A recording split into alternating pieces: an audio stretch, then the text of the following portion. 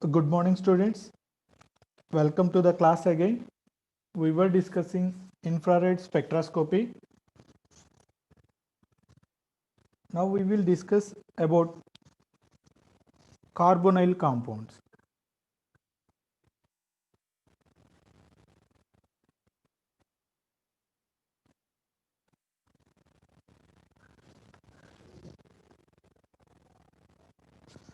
We will discuss about carbonyl compounds.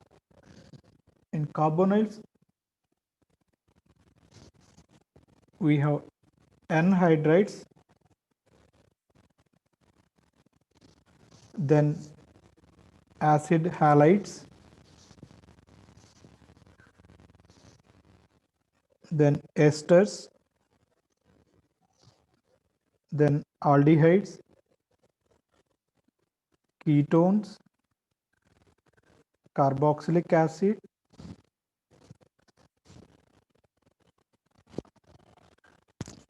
sorry guys,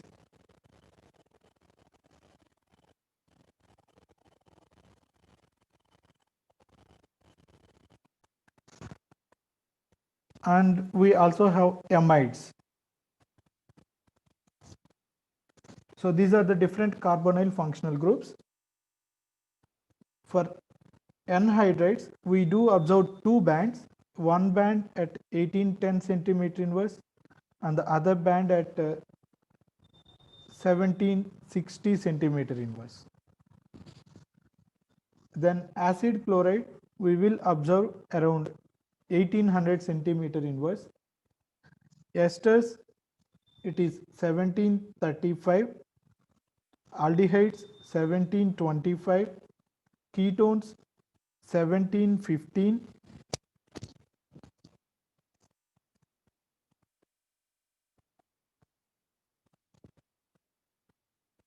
Carboxylic acids, 1710. Amides, 1690. This is the order, you can remember them.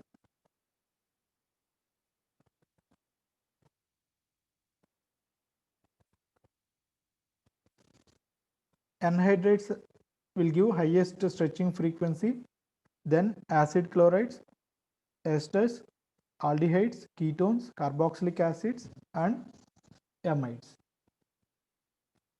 We can give a simple reason. This is an electron withdrawing group. Oxygen is again inductively electron withdrawing, whereas hydrogen is reference electron releasing group. Yes, in this case, OH, instead of its electron releasing, electron withdrawing, its electron releasing character dominates. Here also, in amide also, its electron releasing character dominates. So when we have electron withdrawing, so it tries to withdraw electrons from the carbonyl. When something is dragging electrons from carbonyl, it doesn't give electrons. It tries to hold the electrons more firmly. So that is why it will give high frequency. The bond strength increases here, so it gives high frequency. Similarly here also.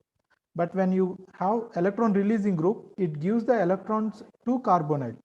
In that case, it will weaken the carbonyl bond. So that is why it is giving low frequency. Amides, yes, with its lowest electronegativity than oxygen, nitrogen can easily donate its lone pair to the carbonyl compared to oxygen. So that is why what we say carbon nitrogen bond in amides, its bond order is 1.5. It's not single bond, it is 1.5 bond order, right? Carbon nitrogen bond order is 1.5, carbon oxygen bond order is 1.5. So it is in between single bond and double bond.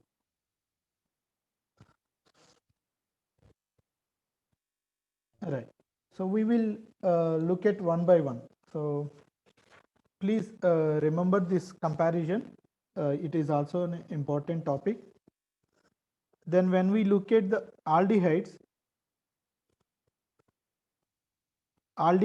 will have a functional group of C double bond OH.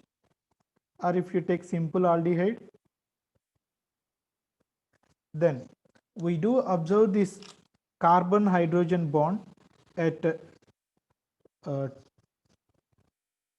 2850 and 2750. We do observe two peaks.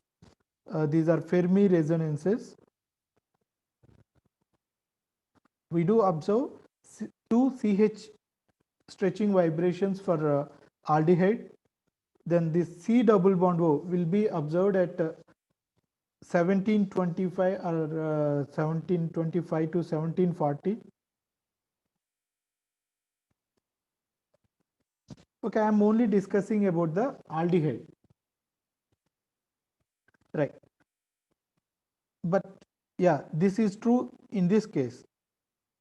But here we have a benzene group. What is this benzene group? It can donate electrons to the carbonyl. So that means we have conjugation here. When we have conjugation, what will happen? For example, like this, acraldehyde. So this double bond polarizes its electrons towards carbonyl. So carbon oxygen double bond will also be polarized towards oxygen.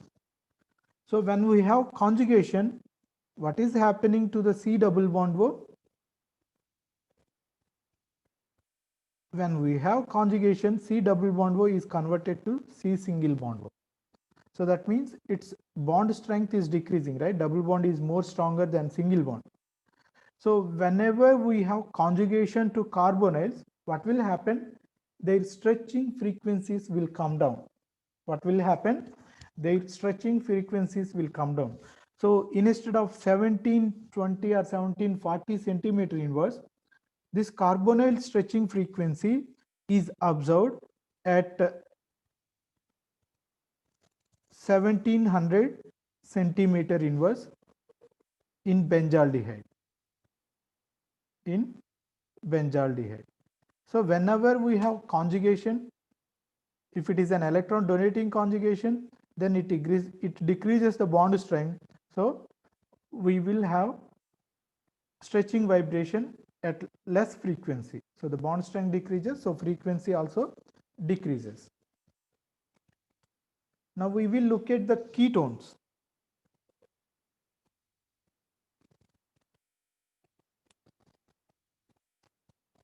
We have ketenes, C double bond C and C double bond O simultaneously, one after the other. This is called ketene. Ketene can be easily identified because it gives a stretching frequency at around 2140. We don't observe any other stretching frequencies at this stage. We do have C triple bond C and ketenes. Then we will have this comparison: three-membered carbonyl, cyclopropanone, cyclobutanone, cyclopentanone, cyclohexanone.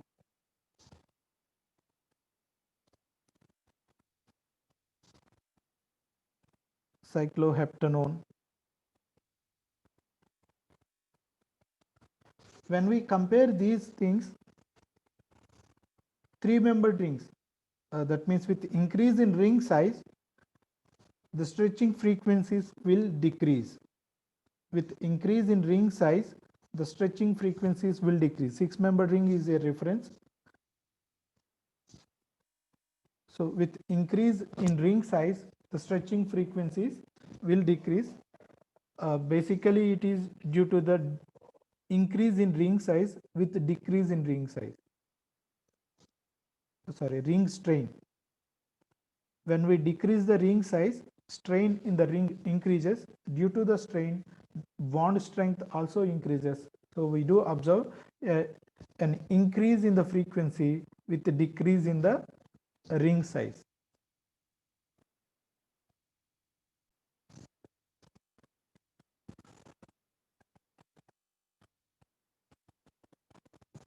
Three-membered ring is almost equivalent to a double bond, alkene.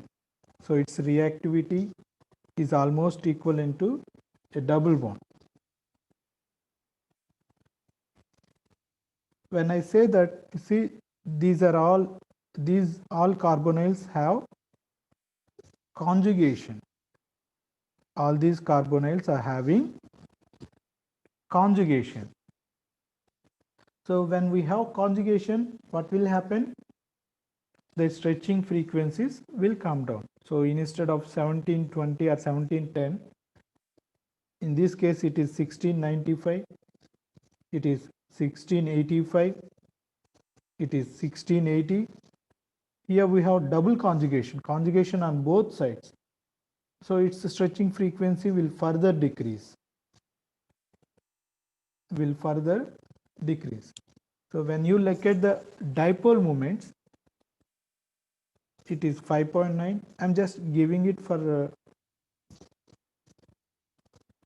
to comparison. Okay, so you don't need to remember them.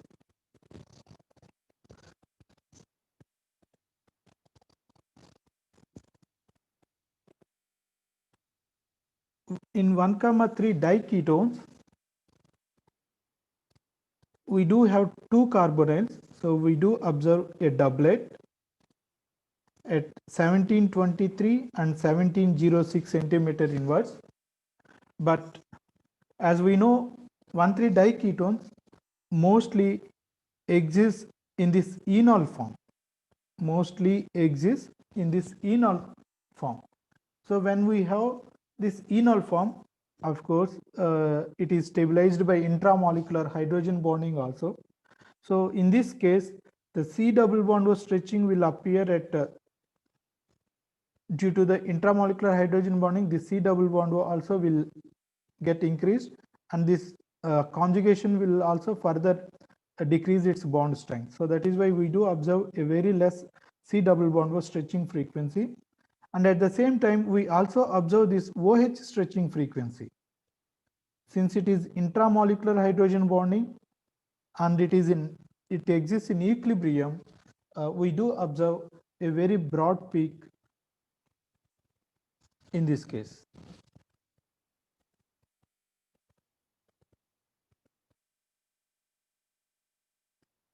I'll give this value. It may be 3400, not 2400. It may be a mistake from my side. I'll check this. Okay, right. And further, 1,2 diketone, the stretching frequencies will increase. Why? This carbonyl is an electron withdrawing group, so it increases the bond strength here. Similarly, this carbonyl will increase the bond strength here. If you have conjugation, of course, we know the bond strength will decrease, so its frequency will decrease. Not only that, when we have alpha halo on cyclohexanone,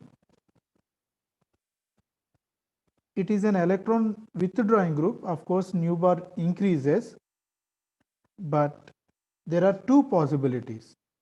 When we take the chair conformation, there are two possibilities: chlorine at the equatorial position, chlorine at the axial position. So we have chlorine at the equatorial, sorry, this is axial, this is equatorial. So when we have these two positions, now the dipole of carbonyl will be in this direction, dipole of chlorine will be in this direction. So in this case, what will happen? This chlorine tries to withdraw electrons from this carbonyl. I'm sorry. Yeah, dipoles maybe look like this, but this gives around 1725 centimeter inverse, whereas equatorial will give around 1750 centimeter inverse. It is basically the spherical repulsions that exist between these two when chlorine is at equilibrium position. And not only that, here this chlorine may donate its electron pair to the pi star orbital of carbonyl easily, because it is at a axial position. It can easily donate its lone pair of electrons to the pi star orbital. So in that case, it decreases the bond strength. So that is why here when chlorine is at axial position, the bond strength is less. When chlorine is at equatorial position, due to the repulsions, the bond strength is high.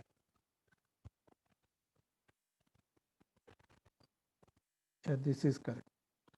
And this more stretching frequency is primarily due to the repulsion between the lone pair of electrons on chlorine and oxygen. So due to that repulsion, the bond strength will increase here. So it will have high frequency. Axial chlorine will have low frequency.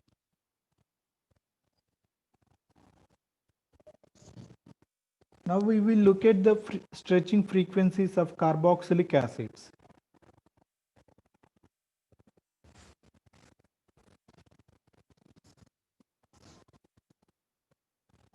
For example, take this simple carboxylic acid.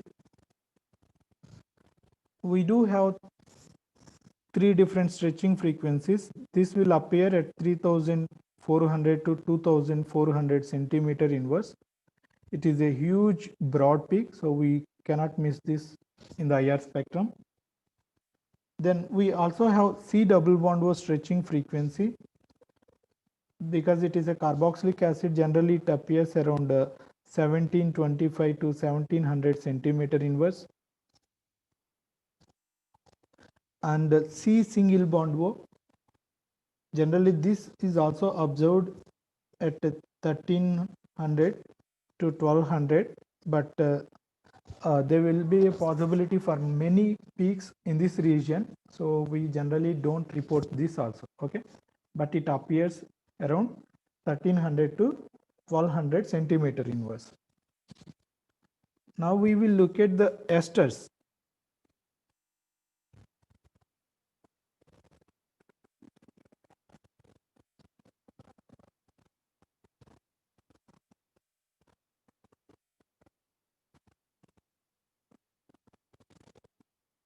Esters generally give C double bond O stretching frequency at around 1740 centimeter inverse.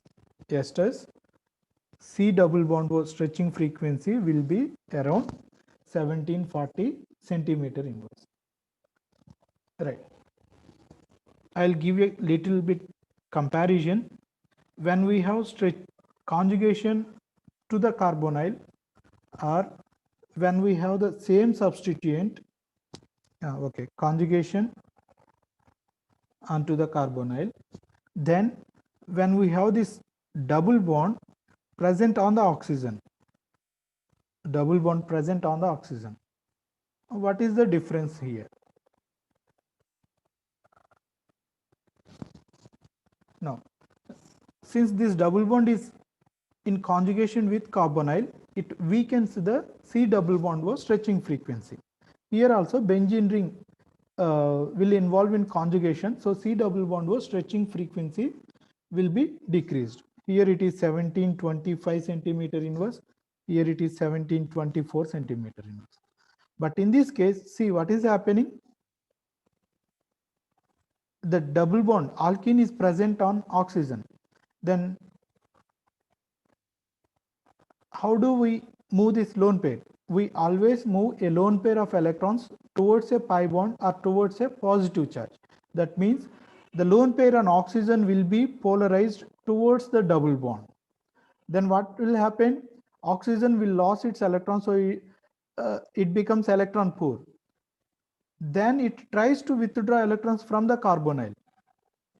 When oxygen involves in resonance with the double bond, it becomes electron poor. When it becomes electron poor, it needs more electrons to stabilize. So in that time, it tries to withdraw electrons from the carbonyl, but carbonyl will not give the electrons. What it will do? It will try to hold the electron pair more firmly now. So as a result, the C double bond O strength will increase. So the stretching frequency, the C double bond O stretching frequency will also increase here. You see the difference. When double bond is in conjugation, it is decreasing the bond strength, whereas double bond whereas this alkene is present on the oxygen, it is increasing the bond strength. Similarly, here also we observe the stretching frequency at around 1765 centimeter inverse. I'll give you one more comparison. Cyclic esters are called lactams.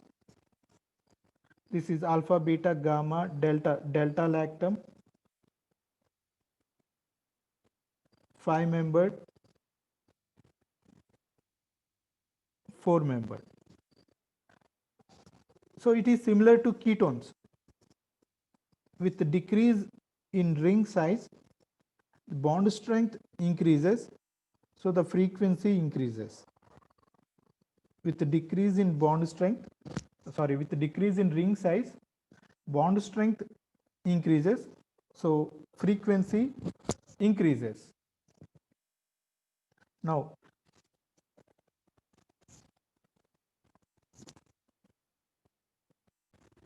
I just want to add a point regarding carboxylic acids. Carboxylic acids need are concentrated solution. We do observe intermolecular hydrogen bonding. So because of the intermolecular hydrogen bonding, the OH stretching frequency, C double bond O stretching frequency will be observed at 1710 centimeter inverse. For carboxylic acids, if it is neat or concentrated solution, hydrogen bonding exists, so C double bond O stretching frequency decreases. But for dilute solution, we don't have this intramolecular hydrogen bonding or intermolecular hydrogen bonding. So in that case, it appears at 1760 centimeter inverse. For dilute solutions, C double bond O will appear at 1760, whereas for neat or concentrated solutions, the C double bond O stretching frequency appears at 1710 centimeter inverse. Now, in this case also, if we have a double bond in conjugation, then what will happen? Because this is conjugation to carbonyl, its frequency decreases. But if the same double bond is present next to oxygen, what will happen? It acts as an electron withdrawing group, so it increases the bond strength of C double bond O, so the bond stretching frequency increases. Now it is the same story for 5-membered rings also. Here bond strength decreases, so stretching frequency decreases. In this case, bond strength increases, so stretching frequency increases. Now we look at the amides. Amides is similar to lactams, but I'll discuss one simple point. Nitrogen is less electronegative compared to oxygen, so it can easily donate its lone pair to the carbonyl. So in amides, we generally observe that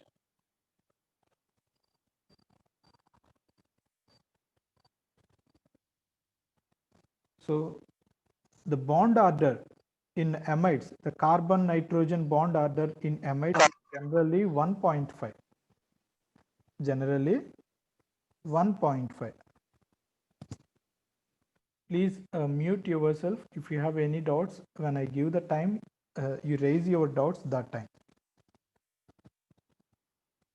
Right. So what will happen?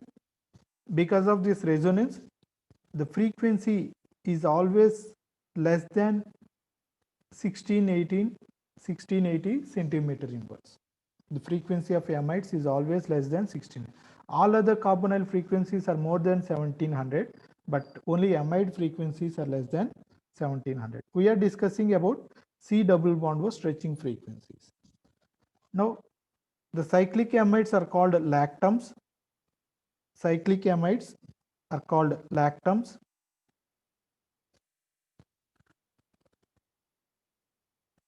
The C double bond O stretching frequency, it follows the same story. When we decrease the ring size, the stretching frequencies increases similar to lactones. Now, we need to discuss about the nitrogen, hydrogens present on nitrogen.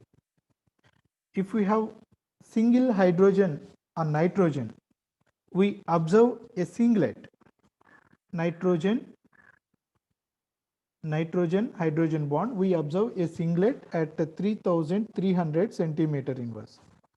But when we have two hydrogens on nitrogen, that time we observe a doublet. We observe a doublet 3350 and 3180 centimeter inverse. So when we have a single hydrogen or nitrogen, we observe a singlet. When we have two hydrogens, we will observe a doublet.